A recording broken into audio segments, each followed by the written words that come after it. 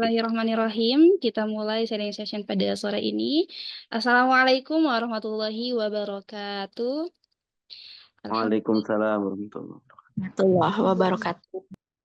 Alhamdulillahirabbil alamin. Wassalatu wassalamu ala Rasulillah wa ala alihi wa sahbihi wa mawalah. La haula wala quwwata illa billah. Allahumma faqihna fid din wa 'allimna ta'wil amma ba'd. Selamat sore teman-teman semuanya. Oke, sebelumnya saya ucapkan minal aidin wal faizin, mohon maaf lahir dan batin. Pada sore hari ini, tanggal 5 Februari 2025 atau 6 Syawal 1446, kita laksanakan reschedule kembali sharing session dengan tema pemuda bergerak dan berdampak by Antasalam. Oke, terima kasih. Teman-teman yang masih off cam boleh on cam terlebih dahulu. Oke, thank you yang sudah on cam.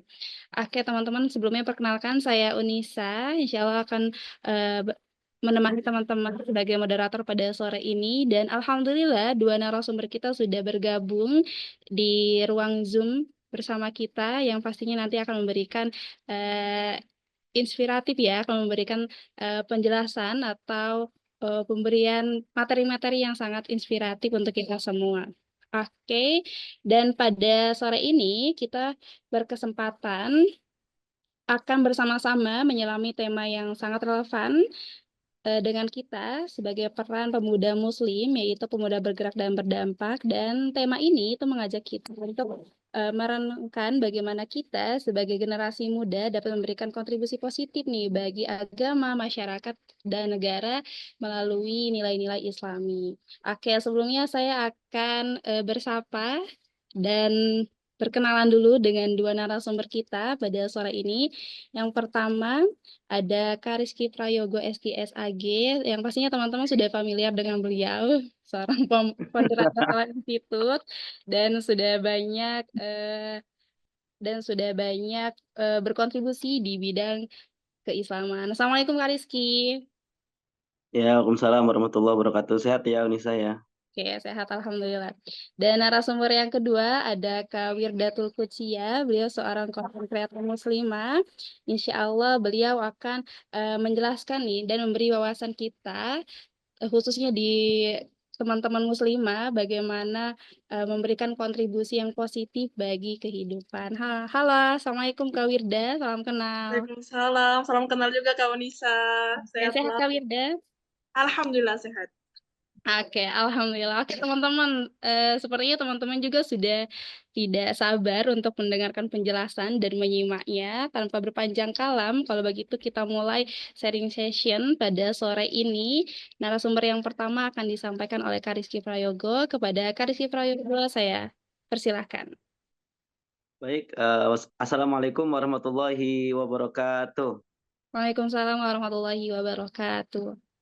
Teman-teman semuanya, Sobat Antasalam, tentu pertama kita panjatkan puja dan syukur kita kehadirat Allah Subhanahu wa taala, serta selawat dan salam selalu tercurahkan kepada baginda Nabi Muhammad SAW, di mana beliau sebagai makhluk yang paling dicintai oleh Allah Subhanahu wa taala, sehingga kita memujinya berarti kita mengejar cintanya. Sehingga sebagaimana kita ketahui, mungkin di sini ada ibu, ada kakak, yang dimana biasanya adik atau anak adalah seseorang yang disayang. Maka ketika orang yang kita sayang itu kita puji, kita perlakukan dengan baik, dengan mulia, maka kita akan ikut menyayangi orang yang melakukan hal tersebut. Sehingga kita selalu memuji Nabi dan mencintai Nabi itu maksudnya adalah agar kita mendapatkan cintanya Allah Subhanahu wa taala. Salah satu yang paling sederhana adalah dengan bersolawat kepadanya dan menyebutkan solawat ketika disebutkan nama Nabi Muhammad SAW. Nah, tema ini sebetulnya kalau dibahas dalam konteks yang sangat besar di platform media sosial itu sudah sangat masyhur, sangat mainstream sekali. Sangat mainstream sekali, bahkan satu ketika saya pernah mengikuti Indonesia Next Leader, yaitu didirikan oleh Vero Veriska, salah seorang yang banyak berkontribusi juga buat perusahaan Microsoft, khususnya di Indonesia. Beliau bilang, as a youth leader, sebagai pemimpin muda gitu ya, harusnya satu pertanyaan yang tidak pernah berhenti itu adalah what is next? What is next? Apa selanjutnya? Apa yang selanjutnya? Setelah satu hal selesai, apa selanjutnya? Sebetulnya semangat ini ada ya dalam Al-Quran, dan ini ayatnya sangat familiar. fa idza faragta fansab. Kalau sudah tuntas dalam satu pekerjaan, maka lanjutkan ke pekerjaan lain. Maka pada kesempatan kali ini, saya akan coba membahas dari insight, dari dalam, dari diri kita sendiri dulu, tentang pemuda itu seperti apa, dan cara memanage rasa galau, overthinking, dan lain sebagainya. Karena hari ini, sebagaimana webinar Antasalam 2 webinar sebelumnya ya, ketika kita membahas tentang kejiwaan dalam Al-Quran, salah satu narasumber kita menyampaikan, Dr. A. Siti Solihah, bahwasannya depresi itu sekarang penyakit nomor 4 di dunia sebagaimana didata oleh World Health Organization. Nah, sehingga yuk sebagai pemuda kita coba tata ruang dalam diri kita dulu, baru ke tempat yang lain. Sehingga ketika kita sudah tuntas dengan diri, kita tuntas dengan apa yang menjadi hambatan dan janggalan dalam diri kita, kita siap menghadapi tantangan secara eksternal. Karena banyak sekali langkah-langkah yang secara tidak langsung itu gagal atau sampai tidak dilakukan karena kita diselimuti rasa takut, rasa khawatir, atau menganggap bahwasanya apa yang kita lakukan dan akan kita mulai ini belum perfect. Dan ini menjadi masalah betul dalam kegiatan pemuda pada hari ini. Baik, bisa dilanjut slide-nya. Kita coba persingkat.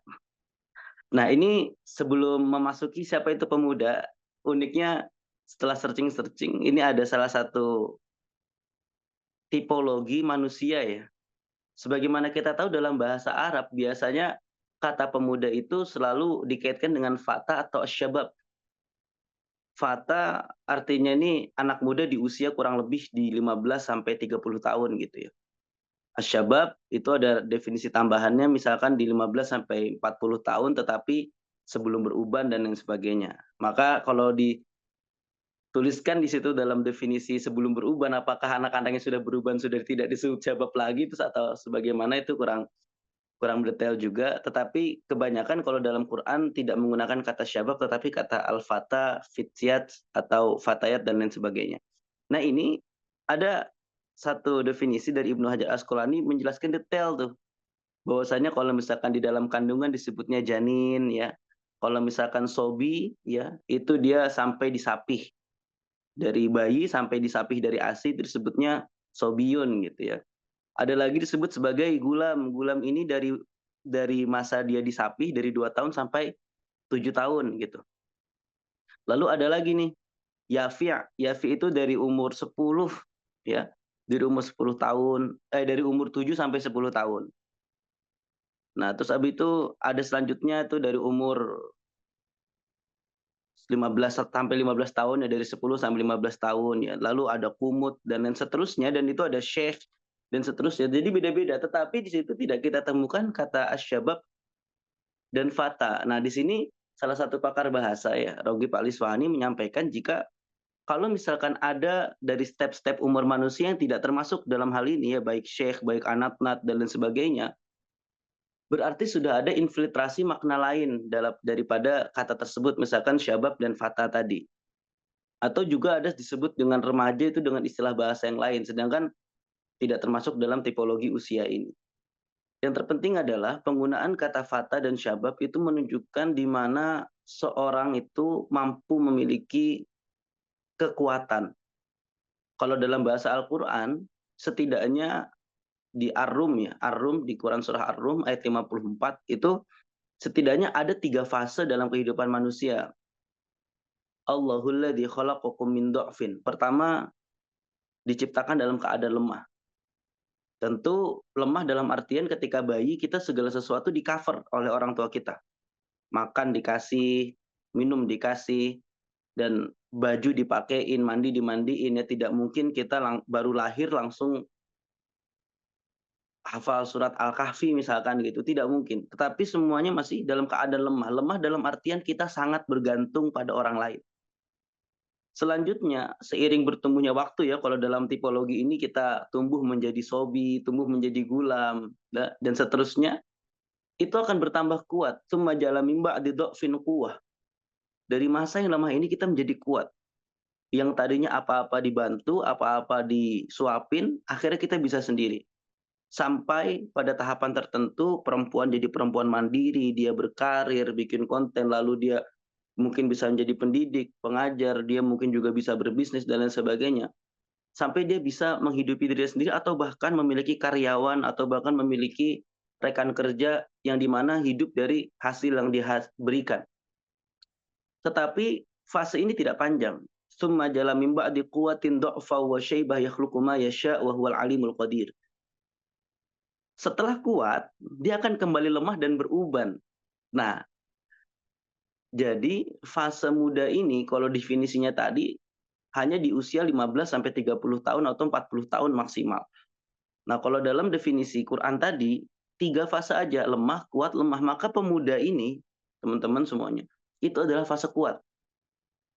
Fase kuat di mana kita bisa memberikan inovasi, dampak, pemikiran, gagasan, dan peran sekecil apapun. Makanya wajar sekali jika Imam Syafi'i memberikan satu nasihat jika pemuda ini harus senangnya belajar.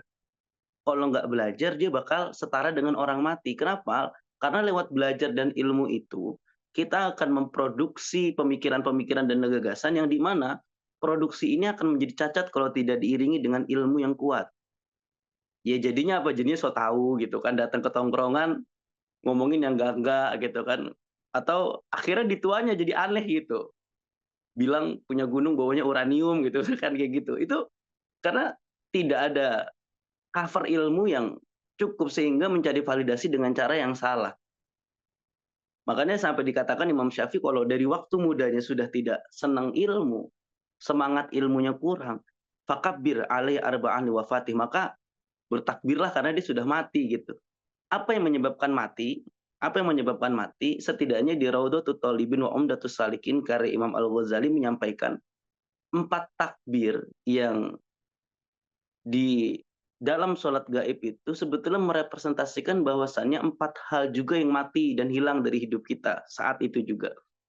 Nafsu yang selama ini kita kejar, keinginan yang selama ini kita manjakan, dunia yang selama ini kita tempati, dan yang keempat adalah hubungan kita dengan setan terputus. Artinya kalau kita banyak mengikuti godaan setan atau banyak tertipu dengan godaan dan bisikan setan, ya setelah mati itu selesai. Dia tidak akan goda kita lagi dan kita akan mempertanggungjawabkan kenapa kita ikut setan tadi.